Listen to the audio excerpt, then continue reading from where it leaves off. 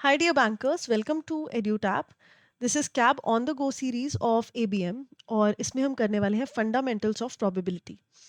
तो प्रोबेबिलिटी अपने आप में एक काफ़ी बड़ा चैप्टर है और इसमें काफ़ी सारी इंपॉर्टेंट चीज़ें हैं, बट आज हम बात करेंगे फंडामेंटल्स के बारे में, क्योंकि इट्स वेरी इंपॉर्टेंट कि आपको बेसिक्स प्रोबेबिलिटी के अच्छे से पता हो, ताकि आप जो आगे पढ़ने वाले हो एडवांस लेवल में वो आप अच्छे से कैलकुलेट कर पाओ। तो the people who are watching this series for the first time, let me tell you कि ये cab on the go series जो है ये हम स्पेशली लेकर आए हैं ताकि आप 50 ऐसे टॉपिक्स कवर कर सको एग्जाम से पहले, जो कि आपको बढ़िया तरीके से प्रिपेयर करने में मदद करें। सो अगर आप कैब के लिए प्रिपेयर कर रहे हो, before we start with the lecture मैं आपको बता दूं कि अगर आप प्रिपेयर करना चाहते हो कैब के लिए और आप चाहते हो कि आपको कुछ मटेरियल चाहिए जो कि आपको स्ट्रैटेजिकली मदद कर सके, आपको पता चले कि इंपॉर्टेंट टॉपिक्स क्या हैं, तो उसके लिए आपको edutap.in पे जाना है। कैब में फ्री मटेरियल पर क्लिक करना है and you will come across all of this. ठीक है, ये previous year questions and all. इसमें अगर आप डाउनलोड कैब पीवाई यूज करोगे तो आप यहाँ पर फ्री ई बुक डाउनलोड कर सकते हो। ये डिटेल्स अपनी फिल करके फ्री ई बुक्स आप डाउनलोड कर सकते हो, जिसमें कि आपको हर एक कंपोनेंट के most important topics, practice MCQs and previous year questions मिल जाएंगे। So this is something that can help you a lot, तो इसे आप डाउनलोड जरूर करिए, it will help you a lot with the preparation. तो चलिए स्टार्ट करते हैं प्रोबेबिलिटी। तो प्रोबेबिलिटी होता क्या है? देखो, किसी भी इवेंट के अकर होने का कितना चांस है, द लाइकलीहुड कि कोई इवेंट अकर होगा, है ना। अगर आप कॉइन टॉस कर रहे हो तो या तो हेड्स आएगा या टेल्स आएगा, तो जो लाइकलीहुड है या तो हेड्स या तो टेल्स आने का, या जब आप डाइस फेंक रहे हो तो जो लाइकलीहुड है कि भाई या तो एक आएगा या दो आएगा, इन इवेंट्स के अकरेंस का जो लाइकलीहुड है उसे हम कहते हैं प्रोबेबिलिटी। हमेशा ये 0 से 1 के बीच में एक्सप्रेस होती है। Probability can not be more than 1 और लेस देन 0। 0 का मतलब होता है इम्पॉसिबल, ये इवेंट होना पॉसिबल ही नहीं है, और 1 का मतलब होता है कि सर्टेन है, पूरा 100% ये इवेंट होकर ही रहेगा। तो अगर एक वेदर फोरकास्ट कहता है कि there are 60% chances of rain, तो probability of rain is 0.6। So probability gives a numerical measure, एक न्यूमेरिकल तरीके से नंबर्स के जरिए आपको एक प्रोबेबिलिटी बता देता है कि कोई इवेंट होना है या नहीं होना। और इसके लिए 3 चीज़ों के बारे में ज्ञान होना आपको बहुत ज़रूरी है, that is factorial, permutations and combinations. इसके बेसिस पर आप प्रोबेबिलिटी कैलकुलेट करते हो। तो फैक्टोरियल क्या होता है? फैक्टोरियल या एक्सक्लेमेशन मार्क टाइप की एक चीज़ है, ठीक है। इसका मतलब होता है कि आप जो भी, जैसे फॉर एग्जाम्पल 5 फैक्टोरियल यहाँ पर दिया हुआ है, इसका मतलब है कि 5 फैक्टोरियल, 5 से 0 तक के जितने भी डिजिट्स हैं आप उनको इंटू कर रहे हो। तो 5 फैक्टोरियल का मतलब है 5 into 4 into 3 into 2 into 1। यही अगर आपके पास 26 फैक्टोरियल हो, that means 26 into 25 into 24 up to 1, है ना, जब तक 1 नहीं आ जाता। तो आप इन सबको इंटू करते रहते हो। 0 इंटू नहीं करना, क्योंकि अगर किसी भी चीज़ को 0 से मल्टीप्लाई करते हो तो पूरा का पूरा 0 हो जाता है, तो इसलिए 0 से नहीं, अप टू 1 आपको इंटू करना होता है। सो 3 factorial 3 into 2 into 1, right. 0 factorial अगर आपको कहीं पर कैलकुलेट करना है तो 0 factorial is always 1 and 1 factorial is always 1। ठीक है, तो ये आपको याद रखना है। तो जनरल फॉर्मूला अगर किसी भी फैक्टोरियल का आपको निकालना है, general formula is n-1 n-2 up to 1। ठीक है, तो n में कुछ भी हो सकता है, यहाँ पर अगर आप 100 भी लगा लोगे, so that will be equal to 100 into 100 minus 1, that is 99, into 100 minus 2, that is 98, ऐसे कर करके 97, 96 अप टू 1। तो इनको सबको इंटू करना पड़ेगा, दैट इज 100 फैक्टोरियल। ठीक है, ये फाउंडेशन है परम्यूटेशन एंड कॉम्बिनेशन का एंड प्रोबेबिलिटी का। फिर आ जाता है जी परम्यूटेशन। परम्यूटेशन क्या है? ये एक अरेंजमेंट है जहां पर ऑब्जेक्ट्स का ऑर्डर जो है वो मैटर करता है। फॉर एग्जाम्पल,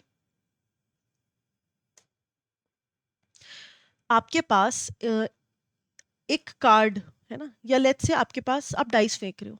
अब वो डाइस जब आप फेंक रहे हो तो आपको सीक्वेंस चाहिए कि सबसे बड़ा डाइस जब आपने सबसे पहली बार फेंकी तो सबसे बड़ा नंबर आया, फिर उसके बाद आया। या फिर फॉर एग्जाम्पल एक मैगजीन्स है ना, वो मैगजीन एक शेल्फ पर पड़ी है। अब आप इसमें से कोई एक मैगजीन उठाओ, है ना, तो इस पूरे सीक्वेंस पे फर्क पड़ेगा।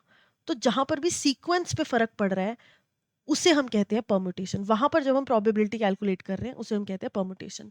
अगर आपने ऑर्डर चेंज किया तो एक नया रिजल्ट आपके पास फॉर्म होगा, so that will be called permutation. इसे समझने का एक और बेहतरीन तरीका ये है कि फॉर एग्जाम्पल आपको 3 स्टूडेंट्स बोले हैं, ठीक है, आपके सामने 3 स्टूडेंट्स खड़े हैं, A B C। आपको बोला है कि आपको 2 स्टूडेंट्स उठाने हैं, अब या तो आप ए और बी उठाओगे, या आप बी और सी उठाओगे, या आप सी और ए उठाओगे। What if I tell you कि इनका जो सीक्वेंस है ना खड़े होने का, कि आपने पहले ए उठाया फिर बी उठाया, पहले सी उठाया, ये भी मैटर करता है। तो यहाँ पर अगर आप बी ए लिखोगे वो एक अलग न्यू सीक्वेंस माना जाएगा, तो इस केस में आपकी प्रोबेबिलिटी जो है वो बढ़ जाएगी, right. So when the sequence or order of things matter, that is called permutation. Permutation को कैलकुलेट करने के लिए हम लिखते हैं N P R. N P R का मतलब होता है N factorial upon N minus are factorial. ठीक है जी, तो एन का मतलब है total number of objects, R का मतलब है जितने आपने सिलेक्ट किए हैं, और रिजल्ट जो है that will be the number of arrangements. Combination का मतलब क्या है? कॉम्बिनेशन का मतलब है कि ऑर्डर डज नॉट मैटर, आपने ए या बी उठाया हो या बी और ए उठाया हो, उससे फर्क नहीं पड़ता, एज लॉन्ग एज आपका ऑर्डर, मतलब फर्क नहीं पड़ रहा, एज लॉन्ग एज आप बस जो सिलेक्ट कर रहे हो आइटम्स वो सेम है, किस सीक्वेंस में है क्या है उसमें फर्क नहीं पड़ता। सो इन दैट केस यहाँ पर सिर्फ 3 ही कॉम्बिनेशंस बनेंगे। परमुटेशन कितने बन जाएंगे? 6, लेकिन कॉम्बिनेशन कितने बनेंगे? सिर्फ 3। So this is called combination. It is a selection of objects where order does not matter. If changing order does not create a new result, it is a combination. दो objects को अगर select करना हो तो आप ये और ये इनको एक ही काउंट करोगे, ए बी बोल लो या बी ए बोल लो, it will be counted as one item only. इसको हम लिखते हैं एन सी आर। तो एन फैक्टोरियल फॉर्मूला है upon R factorial N minus are factorial. ठीक है, परम्यूटेशन का क्या था? N upon N minus R. So relationship between permutation and combination क्या है? आप अगर इस वाले आर को उठा के इधर कर दोगे, है ना, तो कॉम्बिनेशन में अगर आप इनटू कर दोगे आर को उठा के, तो आपके पास परम्यूटेशन का फॉर्मूला आ जाएगा। क्योंकि परम्यूटेशन क्या है? परम्यूटेशन है N factorial upon N minus are factorial. यहाँ पर क्या चीज़ एक्स्ट्रा है? सिर्फ ये आर फैक्टोरियल। तो अगर मैं इस कॉम्बिनेशन के फॉर्मूला में आर फैक्टोरियल डाल दूंगी तो ये और ये कट जाएंगे, तो it will be equal to permutation only.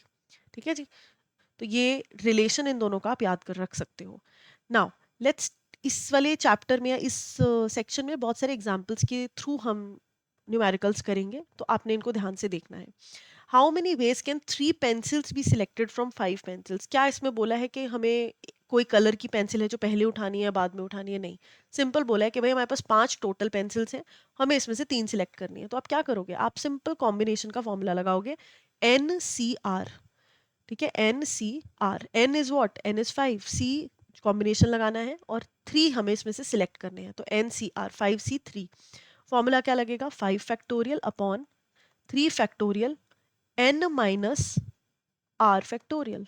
So this is 5 factorial upon 3 factorial 2 factorial. यहाँ तक की कहानी क्लियर है? बिल्कुल क्लियर है। सॉल्व कैसे करना है? 5 फैक्टोरियल को क्या मैं 5 इंटू 4 इंटू 3 फैक्टोरियल लिख सकती हूँ? बिल्कुल लिख सकती हूँ। 3 फैक्टोरियल को 3 फैक्टोरियल ही लिखे रहने देंगे, और 2 फैक्टोरियल 2 इंटू 1। तो ये और ये तो ऐसे ही कट गए, ये यहाँ पर 2 हो गया, तो 5 into 2 is 10। So this is how you calculated. 7 boys and 6 girls. ठीक है, ये आपके पास टोटल है, और इसमें से आपको 3 और 4 सिलेक्ट करने हैं। तो 7 बॉयज में से आपको 3 बॉयज सिलेक्ट करने हैं, और 6 लड़कियों में से आपको 4 लड़कियां सिलेक्ट करनी है। ठीक है, अब क्योंकि यहाँ पर एंड बोला गया है, you have to select 7 boys and 6 girls, तो आप इनको बाद में जो भी कैलकुलेट करके आएगा सेम फॉर्मूला अप्लाई करके N factorial upon R factorial N minus are factorial करके जो नॉर्मल कॉम्बिनेशन का फॉर्मूला है लगाओगे, तो आपके पास ये वैल्यूज आ जाएंगे, और इनको आपको इनटू कर लेना है, तो आपके पास combination of all the 3 and 4 girls आ जाएंगे, 3 बॉयज एंड 4 गर्ल्स। ठीक है जी, फिर आ जाता है रैंडम एक्सपेरिमेंट या ट्रायल। कि क्या होता है random experiment? Random experiment is conducted under identical condition, जिसमें कि एक से ज्यादा आउटकम आ सकते हैं। तो आपने अगर डाइस फेंकी, आपके पास एक भी आ सकता है, दो भी आ सकता है, तीन भी आ सकता है, कितने भी आ सकते हैं, है ना, कितने भी रिजल्ट्स आ सकते हैं। So that is a random experiment. Exact outcome आप प्रेडिक्ट नहीं कर सकते, लेकिन बहुत सारे पॉसिबल आउटकम्स यहाँ पर हो सकते हैं। तो tossing a coin, throwing a dice, cards में से एक डेक में से आपने एक कार्ड निकाल लिया, तो ये सब एग्जाम्पल हैं रैंडम ट्रायल के। सैम्पल स्पेस हम कहते हैं जब जो आउटकम्स हैं, जो पॉसिबल आउटकम्स हैं, उसका एक सेट हम बना लेते हैं, तो उसे हम कहते हैं सैम्पल स्पेस। तो जब आप हेड्स या टेल्स उठाते हो, तो आपके पास क्या दो ऑप्शंस हैं, मतलब आपके पास क्या हो सकता है ज़्यादा से ज़्यादा? या तो हेड आएगा या टेल आएगा। तो this is the set of all the samples. तो यहाँ पर आप लिखोगे sample space is equal to या तो हेड्स आएगा या टेल्स आएगा। डाइस आपने थ्रो करी तो sample space will be equal to 1 2 3 4 5 6। Card उठाए तो उसमें sample space will be equal to diamond आएगा, हार्ट्स आएगा, है ना, जो भी आएगा उसके 13 कार्ड्स में से कुछ भी आ सकता है। तो ये पूरा का पूरा एक सैंपल स्पेस है। सैंपल पॉइंट है each individual outcome in the space. Number of samples points कितने हैं? यहाँ पर 1 2 3 4 5 6, तो 6 सैंपल पॉइंट्स बनेंगे अगर मैं डाइस थ्रो करूंगी। 2 सैंपल पॉइंट्स बनेंगे, ठीक है, एन एस, 2 सैंपल पॉइंट्स बनेंगे अगर मैं कॉइन टॉस करूंगी। 52 सैंपल पॉइंट्स बनेंगे, 52 सैंपल पॉइंट्स बनेंगे अगर मैं एक डेक ऑफ कार्ड्स में से एक कार्ड उठाऊंगी, ठीक है। सो this is called sample point.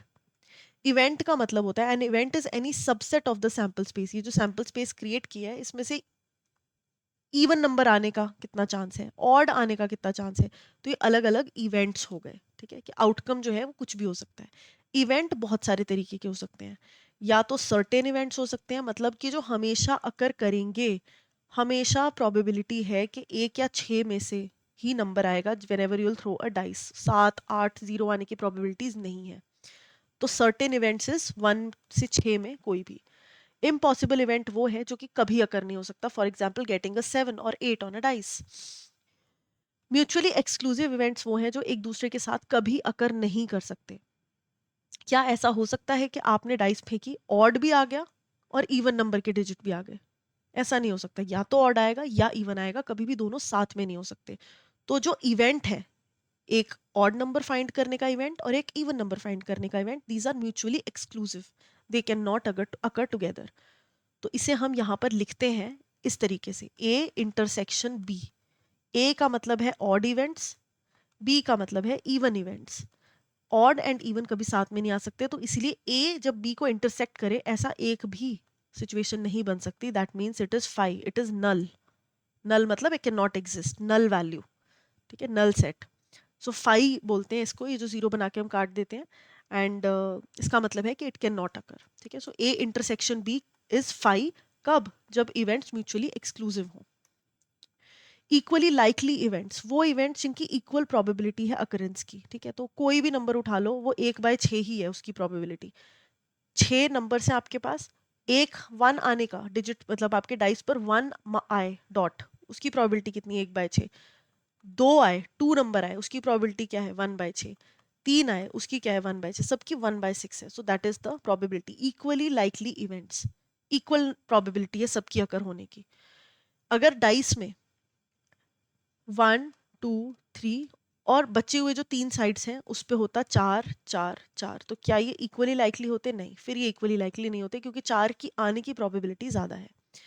Exhaustive events, a set of events that covers the entire sample space, पूरे के पूरे सैंपल स्पेस को कवर कर लेता है। मतलब जो भी इवेंट है, या तो ऑड नंबर आएगा या इवन नंबर आएगा, जब उन दोनों का यूनियन कर लेते हैं, जब उन दोनों को हम मिला लेते हैं, तो हमारे पास पूरा का पूरा सैंपल स्पेस आ जाता है, ठीक है। तो 1 3 5 2 4 6, इनको अगर हम मिला लेंगे, इनका यूनियन कर देंगे, तो मेरे पास 1 2 3 4 5 6 आएगा। दैट विल गिव मी मेरा पूरा का पूरा सैंपल स्पेस, जो कि डाइस थ्रो करने पे आता है।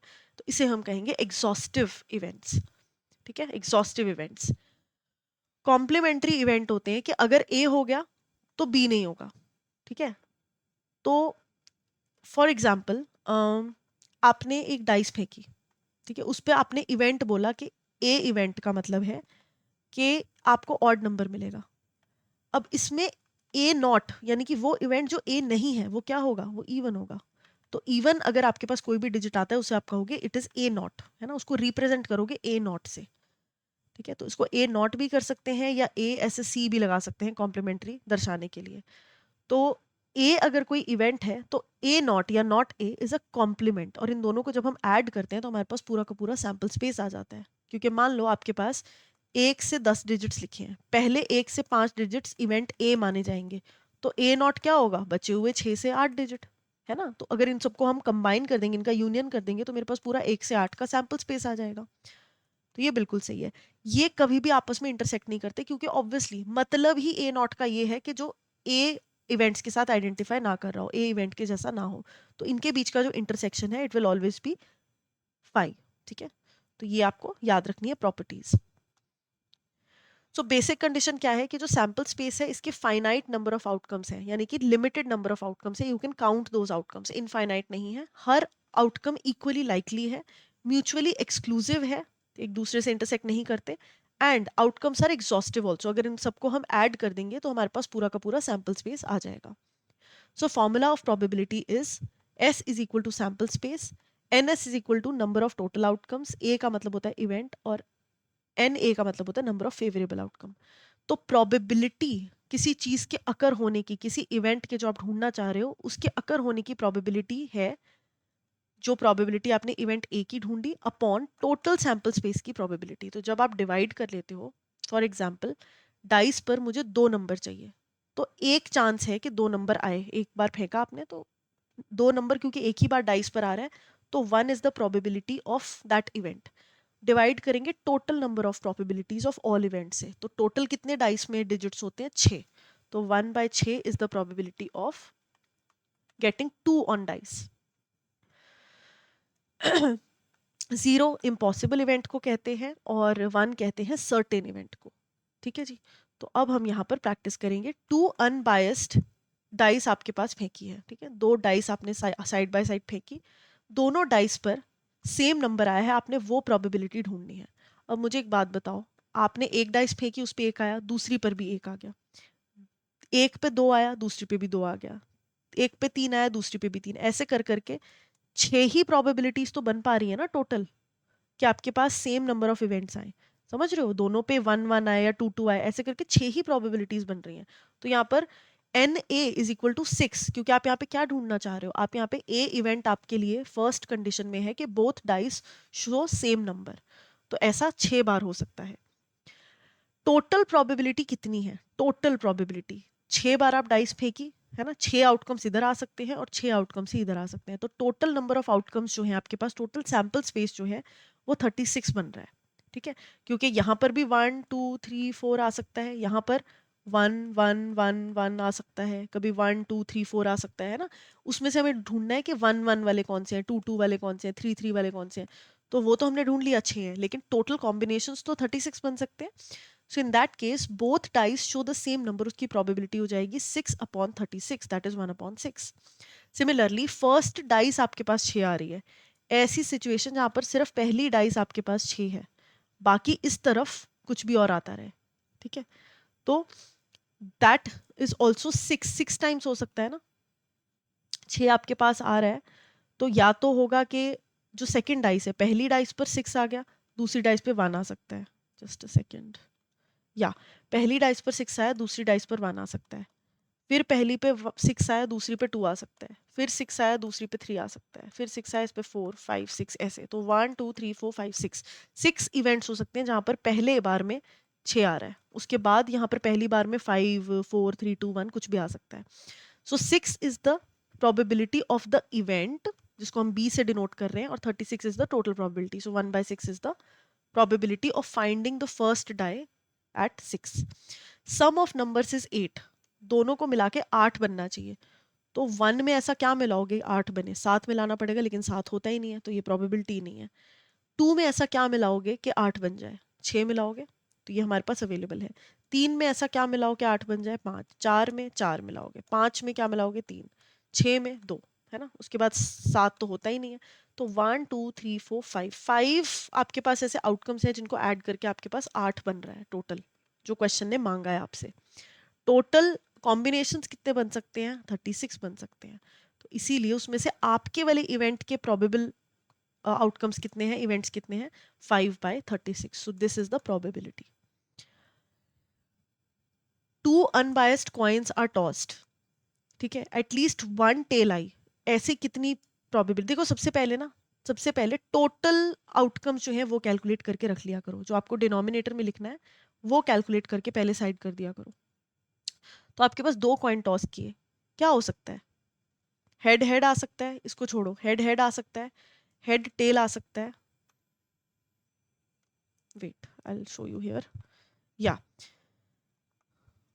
हेड हेड आ सकता है आपके पास, दूसरे में हेड टेल आ सकता है, या फिर आपके पास टेल टेल आ सकता है, या टेल हेड आ सकता है। यही चार तो प्रोबेबिलिटीज बन सकती है, और क्या बन सकता है, और कुछ हो ही नहीं सकता, है ना। तो टोटल सैंपल स्पेसेस 1 2 3 4, तो यहाँ पर 4 आ जाएगा। अब आपने पहले इवेंट जो है वो कैलकुलेट करना है कि एटलीस्ट वन इज टेल। अब इसमें से एटलीस्ट एक टेल आए, वो कौन सा इवेंट है, एटलीस्ट वन टेल, ये एटलीस्ट वन है, ये एटलीस्ट वन है, और ये भी एटलीस्ट वन है। इसमें 2 बार टेल है, लेकिन एक बार तो है ही ना, कम से कम वाली तो है ही।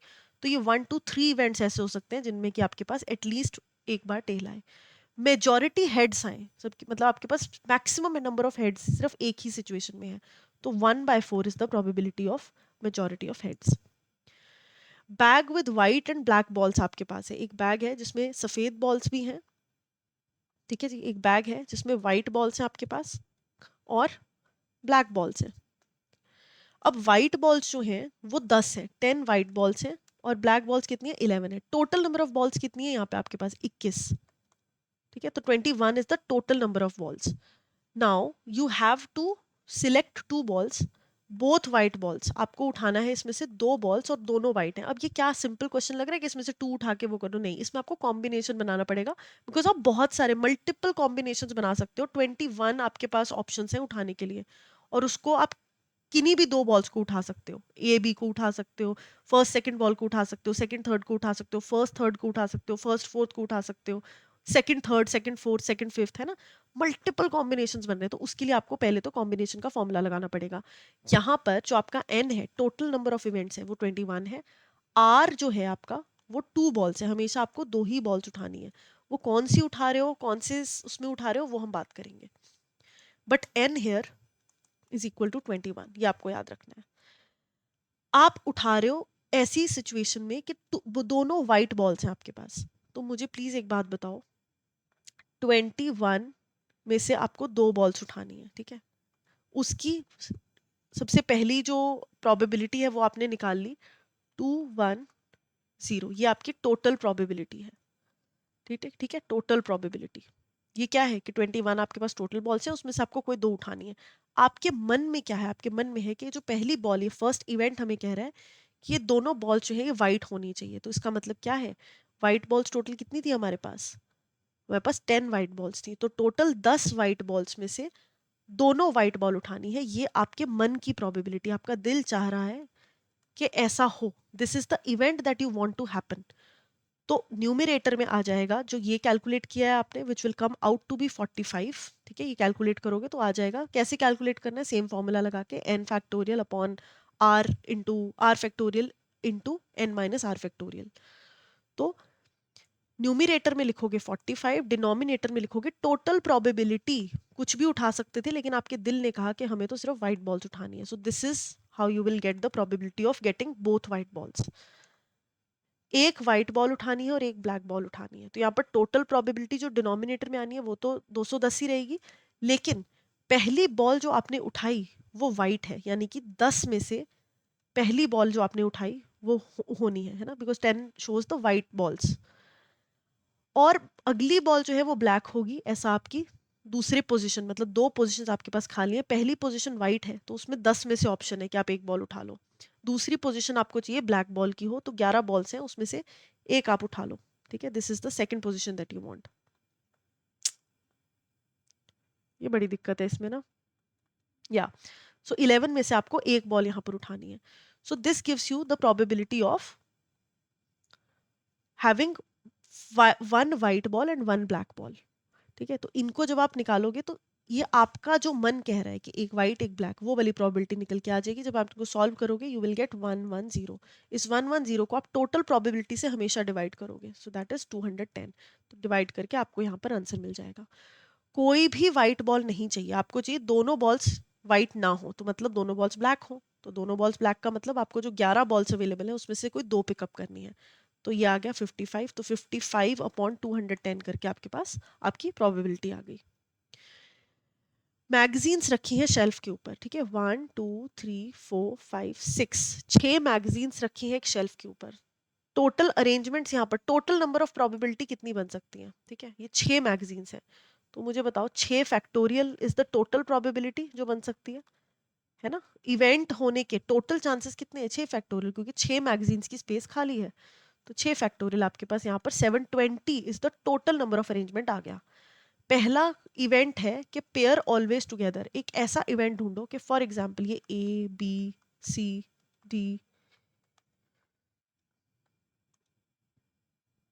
ठीक है, आप हमेशा चाहते हो कि ये बी और सी हमेशा साथ में आए, ये जो पेयर है ये हमेशा साथ में रहे, तो इसकी पोजीशन जुड़ गई है।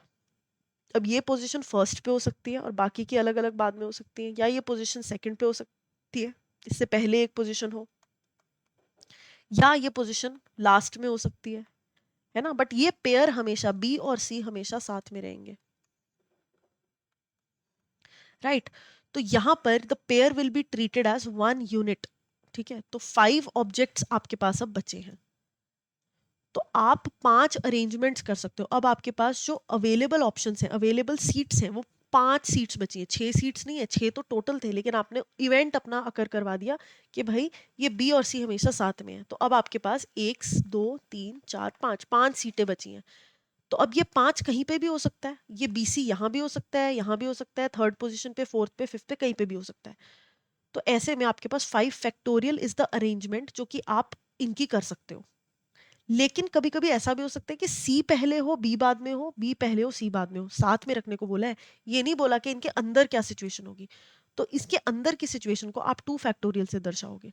तो यहां पर जब आप 5 फैक्टोरियल इंटू 2 फैक्टोरियल कर दोगे, तो ये आपका लाइकलीहुड जो आप चाह रहे हो ना कि पेयर हमेशा साथ में रहे, उस चीज की प्रोबेबिलिटी को दर्शाएगा। क्योंकि 5 फैक्टोरियल दर्शाता है ओवरऑल पोजीशंस को जो कि 5 बची हैं because the pair are always together, and 2 दर्शाता है बीसी है या सीबी है, उसको इंटरनल अरेंजमेंट को। तो 5 फैक्टोरियल इंटू 2 फैक्टोरियल कर दिया तो आपके पास 240 आ गया। 240 को टोटल प्रोबेबिलिटी ऑफ अरेंजमेंट, जो 6 एक्चुअल में सीट्स खाली थी, है ना, जो एक्चुअल में सिचुएशन है कि 6 सीट्स खाली हैं, तो उसकी प्रोबेबिलिटी 720 दर्शा रहा था। So this is the probability of the event that you want to happen. Second probability कि एक पेयर कभी भी साथ में ना हो, तो ये जो probability of pair always being together है उसको सिंपल आपने माइनस कर देना है 720 में से, टोटल प्रोबेबिलिटी में से। तो ये 480 is the probability of never having a pair together. तो 480 अपॉन 720 किया तो आपके पास इसकी प्रोबेबिलिटी आ गई। ये नंबर ऑफ टाइम्स है, 480 is the number of times. इसको जब मैंने टोटल प्रोबेबिलिटी ऑफ, तो प्रोबेबिलिटी नहीं sorry, total number of events से जब मैंने डिवाइड कर दिया तो मेरे पास प्रोबेबिलिटी आ गई of a pair never being together. ठीक है जी। तो ये फंडामेंटल्स हैं। अगर अभी थोड़े आपको मुश्किल लग रहे हैं, just make sure that you revise it बार बार, है ना, तो आपको ये इजी लगने लग जाएगा and you will get a grip of it. But these are the fundamentals, ये समझ में आ गए तो इजी क्वेश्चंस जो है, बेसिक लेवल के क्वेश्चंस आप बढ़िया तरीके से क्वालिफाई कर लोगे। So this is the revision thing जहां से आप रिवाइज कर सकते हो। Now try to answer the questions, which of the following is a permutation. Selection, permutation क्या होता है, जिसमें सीक्वेंस मैटर करता है। Selecting 3 students from a class, तो इसमें सीक्वेंस मैटर नहीं कर रहा। Arranging 3 books on a shelf, choosing a cricket team, picking 2 fruits from a basket. तो यहाँ पर B option, arranging 3 books on a shelf, क्योंकि बुक में कोई इधर आ सकता है, कोई इधर आ सकता है, कोई इधर आ सकता है, तो B shows the permutation part. What is the probability of impossible event, कि कोई इम्पॉसिबल इवेंट है वो अकर हो रहा है, उसकी प्रोबेबिलिटी क्या है, वेरी इजी है ना, जीरो, मतलब अकर ही नहीं कर सकता। Which formula is use to calculate probability, तो अगर आपको प्रोबेबिलिटी ऑफ इवेंट ए निकालनी है तो आप एन ए करोगे अपॉन एन एस करोगे and you will get your probability. So A is the correct answer. ठीक है जी। सो इसको रिवाइज करना, and that is all for today's session. I will see you with another one. Thank you so much.